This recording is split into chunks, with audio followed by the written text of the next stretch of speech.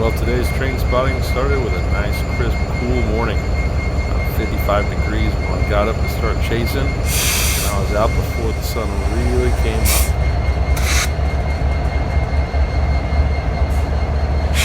When I got down to Cement City Road, I initially passed as BNSF Intermodal train. I expected that he was going to be waiting a while, but as I drove away, I looked in my mirror and saw that he had a medium approach. I figured it was time to turn around and come back.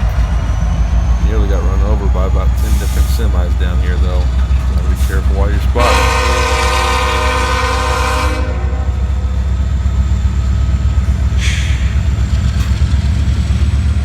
The BNSF 8279 was leading today. It's an SD75i. I was curious what the guys did for it, but it turns out it's an isolated cab. And the big rubber seam between the cab and the front and rear of the locomotive.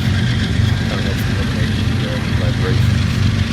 Funny enough, if it doesn't have the eye or the end of the long eye, it's not allowed to run the vibrations.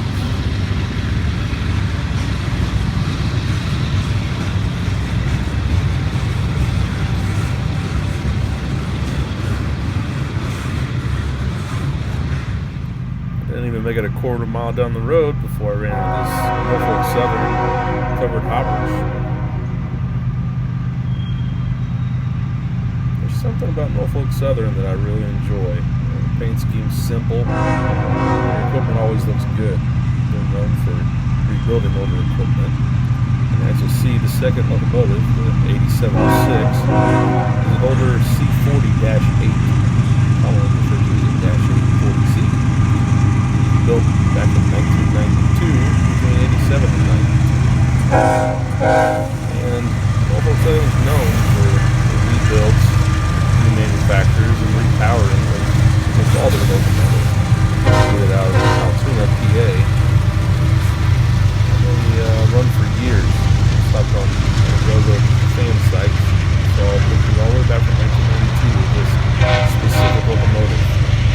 The best thing about it was it was brand new the whole way through. And the 50 pictures back in 92 all the way till now.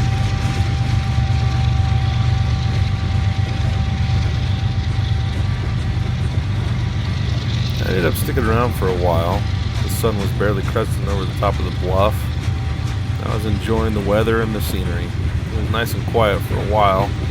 The cement trucks seemed to be getting held up and having to take an alternate route. As I was sitting here, I actually noticed they were taking an alternate route to the cement factory that was right nearby. The railroad just happens to cut between the bluff and where they receive the rail cars. This is the facility here, and as I stood around checking trains out this morning, I noticed that all the trucks that were flying by at about 50 miles an hour ended up in those loading bays, dropping off their load.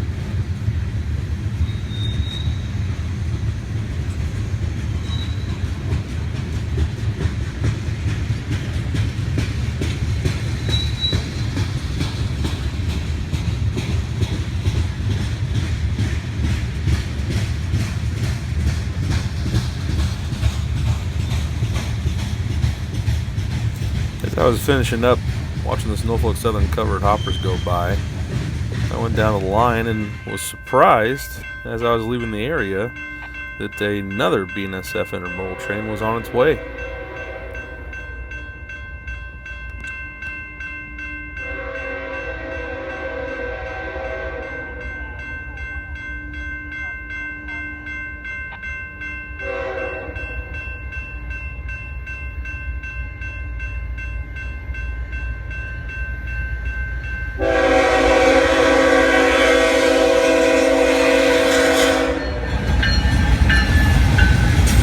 ES44C4s, kind of interesting. It's a new concept. It's still the same ES44CW that we were familiar with back in the late 90s. 4,400 horsepower was normal. They had double C axles, or basically 3 axles per bogie. Interestingly, though, they only have 4 traction motors instead of 6, just to cut down on weight, cut down on maintenance, and cut down on heat that it generates. These are a little bit more efficient, but there were systems that had to be put in place to make it actually operate correctly. The Burlington Northern Santa Fe had about 900 of these at one point. I'm sure it's still close to that number still. The airbag system essentially takes weight and transfers it from the middle axle to the outside axle on each bogie, depending on the traction needs. If the wheel slip detected, the airbags will inflate, bringing the weight off of the center axle and putting more tractive effort into the axles that are powered. Vice versa, when they're in economy mode, they can transfer more weight back to that center axle and help spread the load out where the railhead went.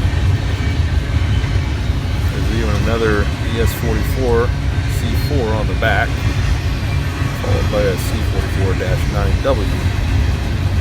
The C44-9W is pretty well known, has made appearances in just about every train simulator game, and kind of the staple of most of the modern Class 1 railroads.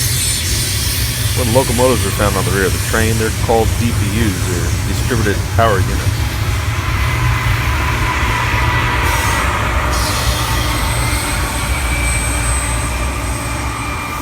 By placing some of the motive effort in the rear of the train, they're able to keep the slack out and also assist going up and down hills, sometimes requiring less locomotives to do the same amount of work. I changed locations to the Independence Amtrak station and was able to catch this Union Pacific local just as I pulled up. The Union Pacific Railroad decides to take on their own moniker at times with the different locomotives. It's called a C45 CC. This long acronym really doesn't mean much. It's essentially the BS44AC. It has equipment that is tailored to the Union Pacific Railroad. The Union Pacific Railroad is the largest in the nation at this time. Cover about 32,000 miles of track. They have nearly 9,000 locomotives. They cross 23 states and have nearly 50,000 employees, making it the largest Class 1 in the United States.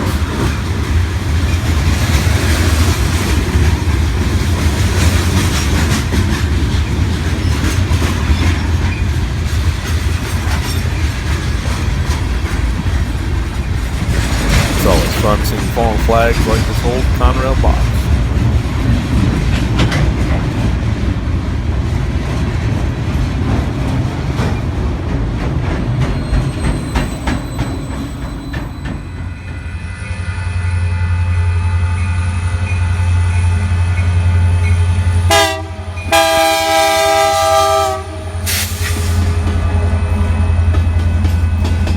To swing over here to the 12th Street and get stuck between a whole bunch of trains.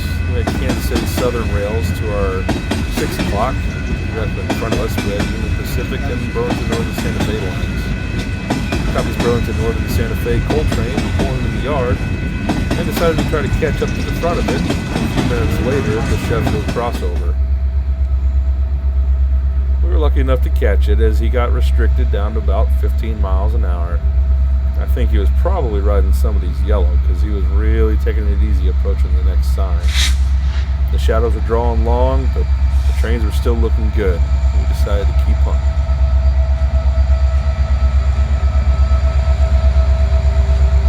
The lead locomotive on this train was an SD70 Mac. It's known as the M-style cab, which means it's isolated and has that rubber strip.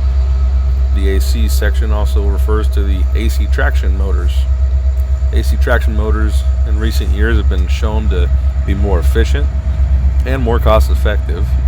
Many railroads are running strictly AC traction motors now. The EMD 710 prime mover produces about 4,300 horsepower. To put it in perspective, that's as much horsepower as a top fuel dragster makes. The difference being the torque that this motor puts out. The tractive effort, which is essentially the ability to pull, is much higher with these locomotives than anything we've seen in the past.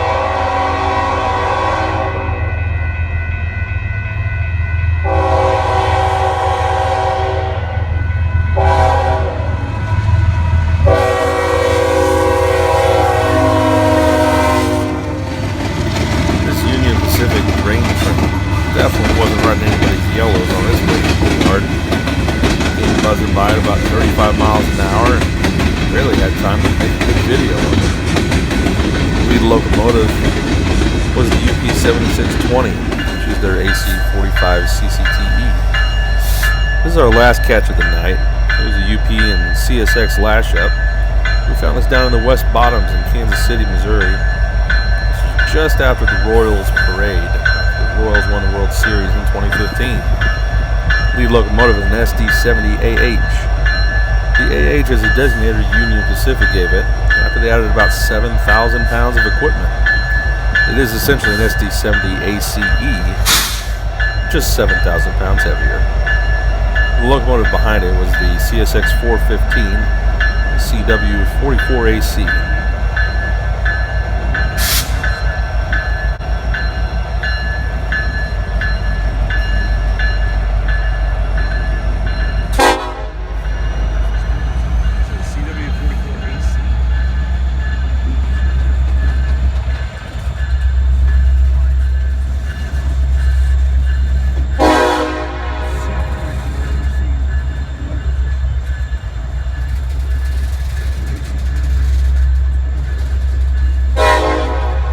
Hopefully you guys enjoyed the quality of the video.